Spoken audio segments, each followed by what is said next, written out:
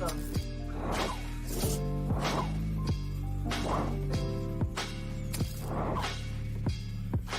Thank you for tuning in.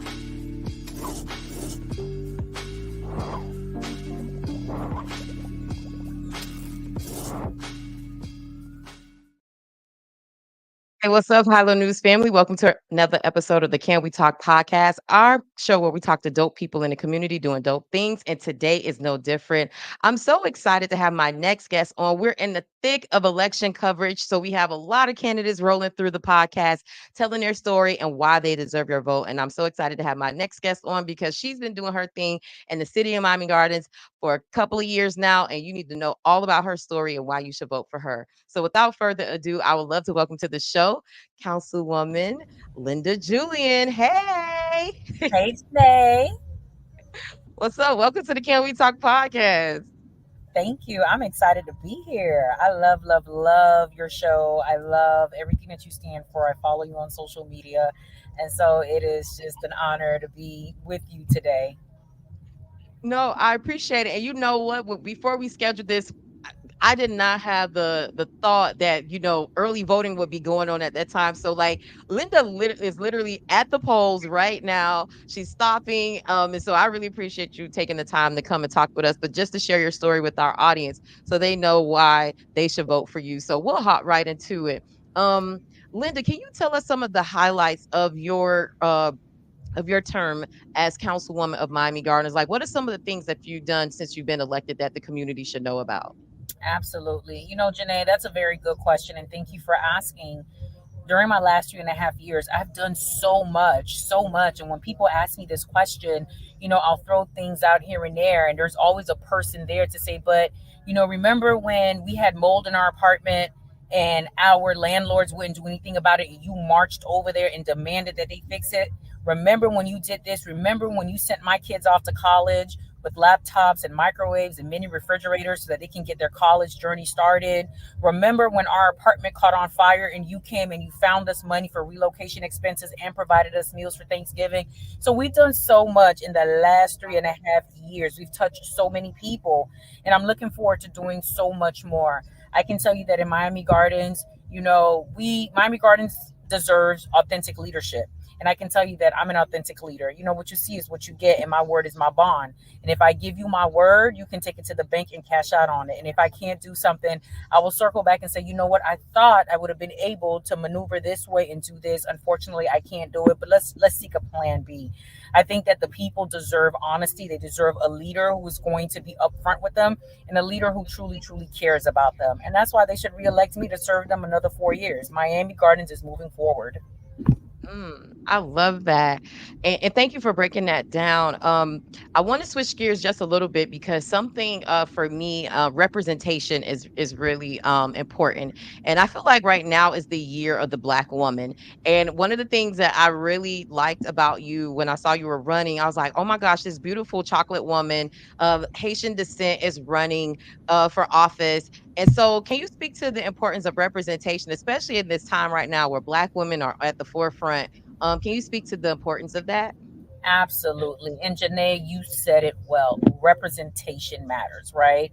When you have representation at the table, you better believe your voices will be heard. When you have a Black woman at the table, you better believe Black people will be heard. When you have a Haitian woman at the table, you better believe the entire Caribbean diaspora will be heard. You know what I mean? When you have people at the table who understands the plight and people who know what the struggles are, your voices will be heard. I can tell you this, that in my leadership and my leadership style, I tell my residents all the time, if I don't know what you're going through, if we don't know what you're going through, we can't help you. You got to bring these issues to the forefront. Kamala, she's running for president of the United States of America. She doesn't just wake up and say, well, I'm going to create this policy. I'm going to do this. I'm going to do that. No, she's listening to the people. She's listening to their concerns. She's experiencing it. And she's saying, okay, you know what? How do we solve the immigration crisis? How do we solve the healthcare crisis? What do we do? Because she's listening to stories like from people like me and from people like you, those table talk conversations, those conversations that families have at the dinner table, not being able to pay their bills, not being able to find a full-time job. And so that's what authentic leadership is all about.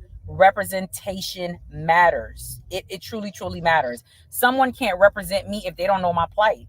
I can't sit here and tell black folks to go out and vote and tell women to go out and vote if I don't know my history. And if I don't know, once upon a time, black people didn't have the right to vote. Once upon a time, women didn't have the right to vote.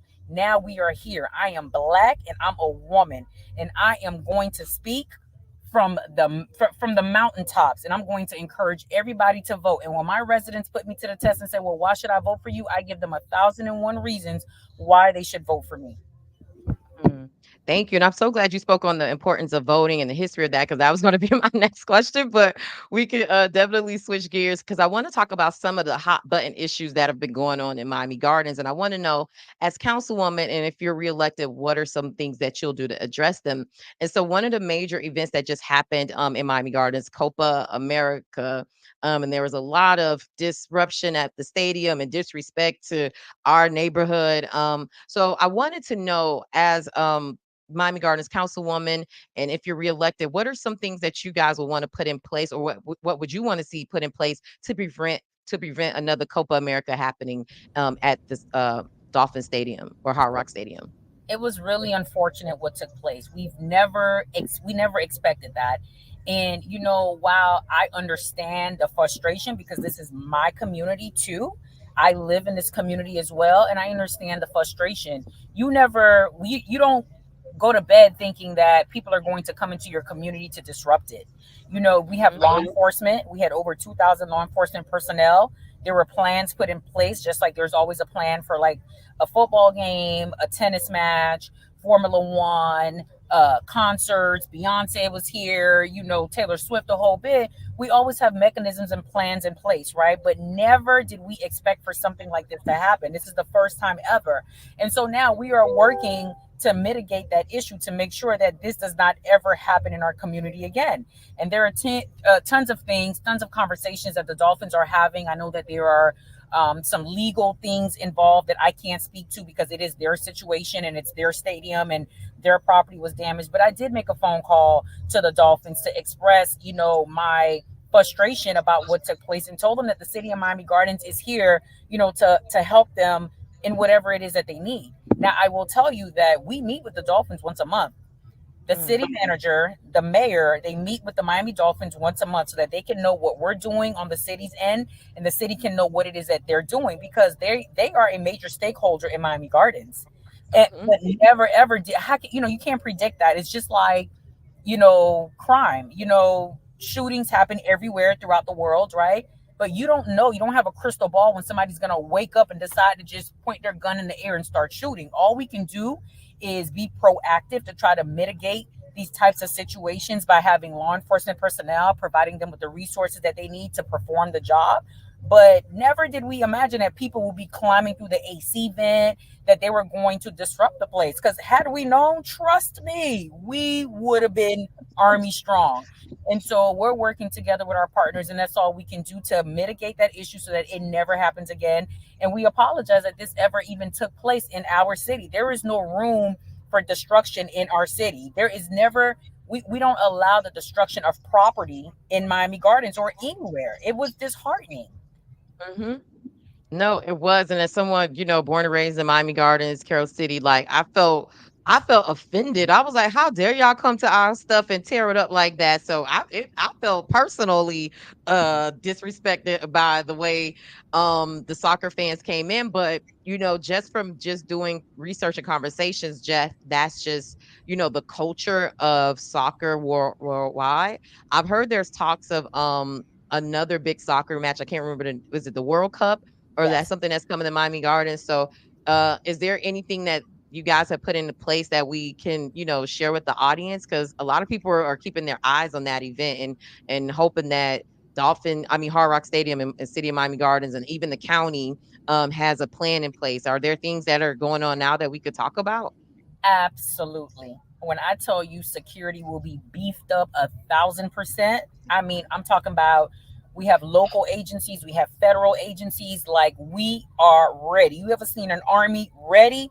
We are ready. And so while we plan for the World Cup to come here, we're putting mechanisms in place. We're putting law enforcement tactics and routines in place to make sure that this doesn't happen again. We're creating new entryways. We're doing, extra levels of security checks so that this does not happen again. Now, I'm not a law enforcement personnel, but I can tell you that our police department has been working with the Dolphin Stadium, with the county, with the other federal agencies to ensure that this does not happen when the World Cup comes here. Oh, I love that. Thanks for that update because I haven't heard like specifics on that, but thank you because I feel like the community would love to hear that. Another I guess related to the stadium is the traffic around the stadium. I've heard of like different things that the city is working on. Can you tell me as councilwoman like your views on traffic, especially when major events come, and how any plans or any initiatives that you have in place or that you're supporting to help residents maneuver large events at the stadium? Absolutely. And so, the first key to understanding the situation with the stadium is that, think about a donut, right? Think about a donut and then a hole within the donut, right? So that hole within the donut is Hard Rock Stadium, which is Miami-Dade County. So, when you go to the games, you notice it's always Miami-Dade County Police working the Dolphins games, right? And then the outside of the donut, the outside of the hole in the donut is Miami Gardens. So you notice that our officers on the outskirts. And so Hard Rock Stadium, they select Miami-Dade County Police to work their games, right? And it is their right. They have the right to do that. Now they are great community partners, but we've been working with them in some instances where we say, listen, let Miami Gardens PD take the lead on the event and let the other agencies follow suit, because we know the community, we know the people, we know the ins and the outs of the community to help mitigate traffic. And so we did that for Rolling Loud last year, and everything went off without a hitch. Traffic was flowing. Miami Gardens took over. We partnered up with the federal agencies. I mean, we took over the whole thing logistically, and we said, Metro Dade, follow our lead and learn from us, because you need to learn our community. Imagine law enforcement coming into your community. They don't know Mr. and Mrs. Smith. They don't know Mr. and Mrs. Wallace, right? But Miami Gardens PD do. They don't know that if you go past this road in Bunch Park, it's a dead end, but Miami Gardens does. And so our police officers took the lead on that, and traffic flowed effortlessly during Rolling Loud. And so these are the steps that we're taking to show them, like, listen, we can do this. We don't have the manpower like the county, because the county is the county, right? But we can take the lead on some of these things. And ultimately, it's up to the stadium to give us the okay to continue to do so. Janae, I look at it like this. People keep saying, oh, they say what they want to say about the Hard Rock and the stadium and all this stuff, and Formula One shouldn't be here and all these games and events, but no one can tell you what to do inside of your home, Janae. No one can And tell you that's the what to do inside thing. of your Yeah. home.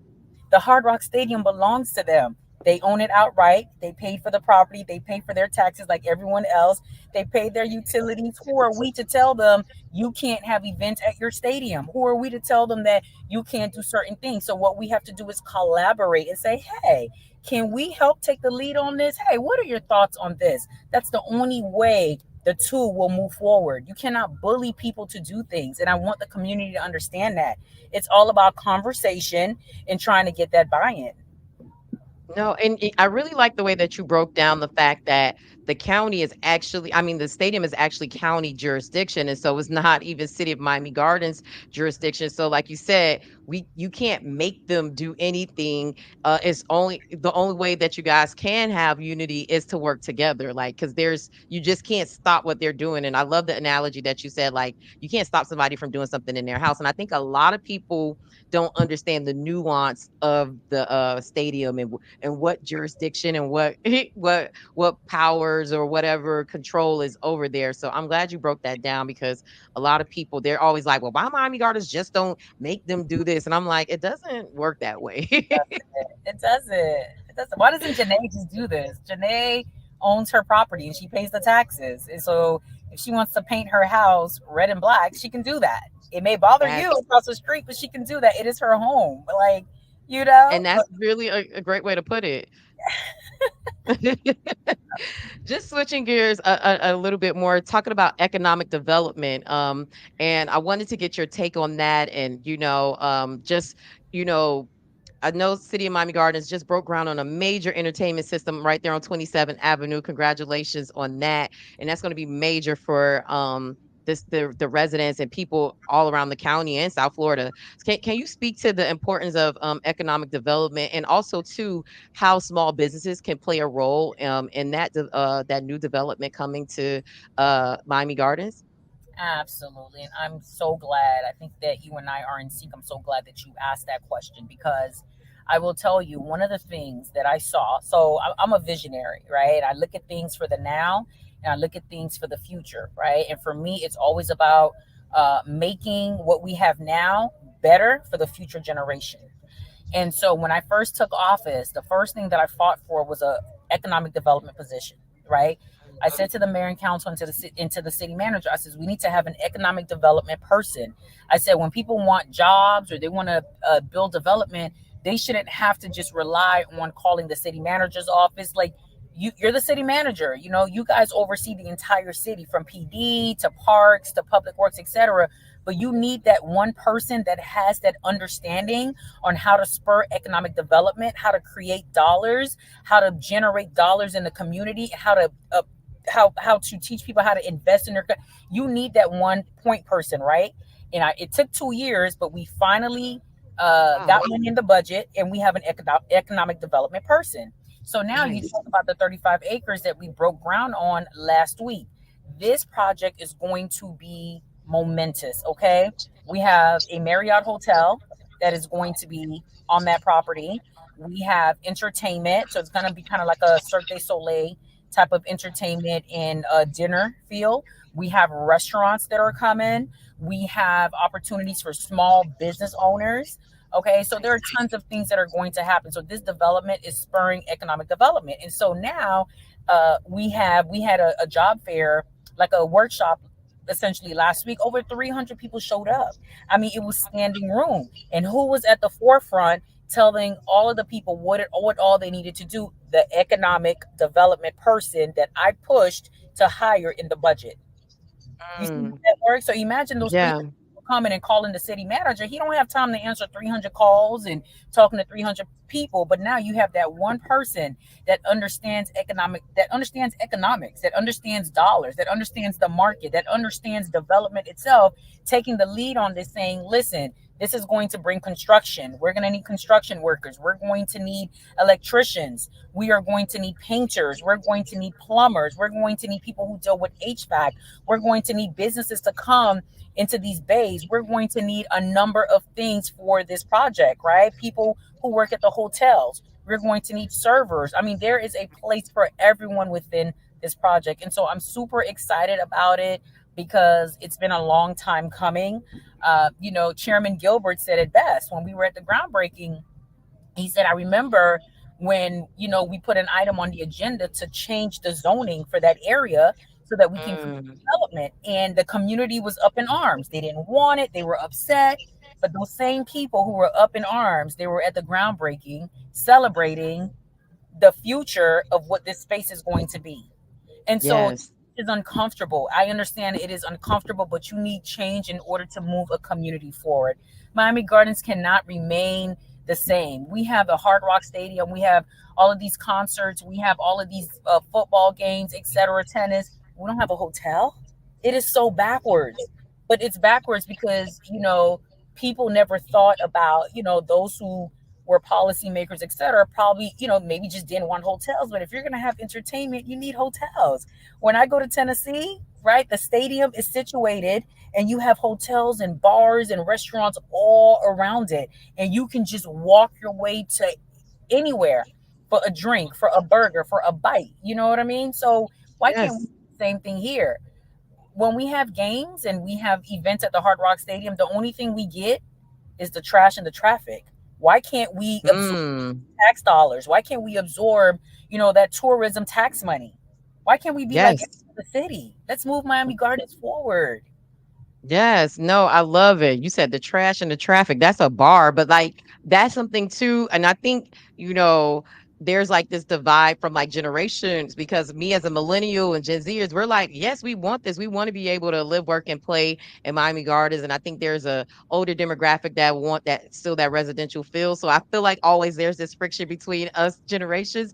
But overall, I think the community wins, especially economically, with jobs and businesses that could come into the community. And like you said, I just got back from Chicago, and their downtown is amazing. Like you said, like the stadiums and arenas are downtown, and you get to walk from different places, and you see that in different major cities. Miami should be that, and Miami Gardens, like you said, should be able to partake in that economic growth. So I'm glad you guys had the forethought for it. I'm all for it.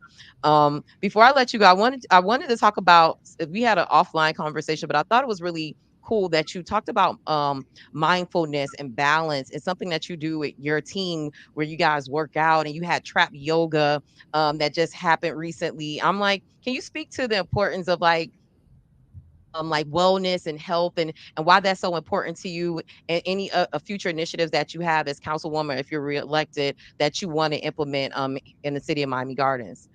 Absolutely. I think health and wellness is extremely important, especially in communities of color.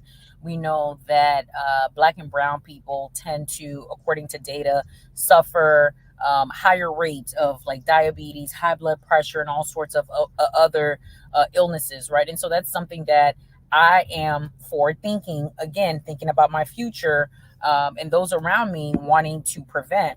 And so for my office in Seat 5, my staff and I, we work out together during the day. We work out together 3 times a week, and it is something that I make mandatory because we work long hours. I work 365 days a year. Even on holidays or my days off, others get days off. We don't, because when something happens, like what took place at the Hard Rock Stadium, everyone's calling us. And now we have to find out, hey, what's going on? When there is a crime committed in our city, so we're never off, and people don't realize that. And I think sometimes people abuse it. They expect that you should be working wonders, that you shouldn't have any days off, but we're human too. And so for me, I like to keep a balance. And so my staff and I, we work out together 2 to 3 times a week. We go to Betty T. I allow them the opportunity to work out. And then once we're done working out, I treat them to lunch. We have a healthy lunch, and we purchase it from a Miami Gardens business, right? So now I'm Wow. supporting a small business in the city of Miami Gardens. So the last place we went to was Tropical Smoothie. Over Yeah. Yeah, we went to Tropical Smoothie. And so this was my way of showing my appreciation to my staff, because they work extremely hard and they work around the clock. And when they work these long hours, they don't get time to themselves. By the time they get home, they are exhausted. They don't get time to spend with their families. And so this is my way of pouring back into them. So I truly believe in balance. I need to have a steady mind in order for me to serve you all, the residents of Miami Gardens, because if my mind is not intact, how can I serve you? How can I take on your problems to make it right? How can I sit here and be a policymaker? How can I be forward thinking? I have to be able to have a sound mind, and I have to be healthy in order to pour into my community. And so, yes, we had Trap Pilates last night, and we had over 100 attendees, and it was amazing.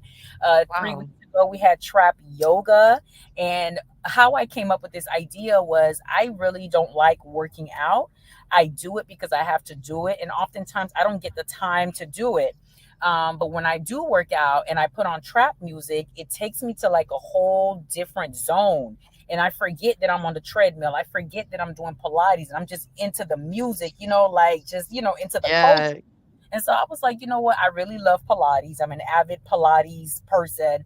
I said, you know what? And I love yoga. I said, let's do some trap yoga and let's do some trap Pilates. And they loved it. So we have a trap tribe. We got a trap I tribe. love it. You gotta join us, Janae. It's amazing. Mind, body, soul. I've partnered up with a friend of mine, Dr. Gabby Johnson. She's into mental We went health. to high school and middle school together. No way.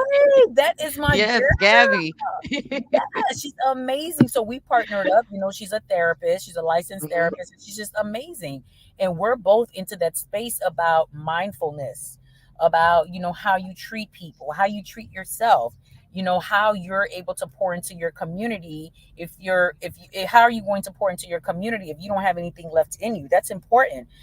This is the type of industry where people take, some intentionally and some just don't know, but you're constantly on. People are like, I called you, you didn't answer it. I'm like, I'm so sorry. And I'll show them my phone. I have 580 unread text messages. I have 800 missed calls.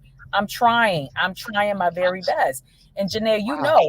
you and I will text you at like late at night, 11, 12, 1 o'clock in the morning, even my constituents, because that's the time I get to myself. Because during the day, it's go, go, go, go, go. I don't get any time for myself. So I'm really trying to practice mindfulness, but I also want to show my staff that I appreciate them and don't take them for granted. So they get to work out with me. We work out together. That's part of health and wellness. And then I treat them to lunch. So they don't have to spend their money on food. And while treating them to lunch, I'm investing in the Miami Gardens business. It's a win-win-win, sis.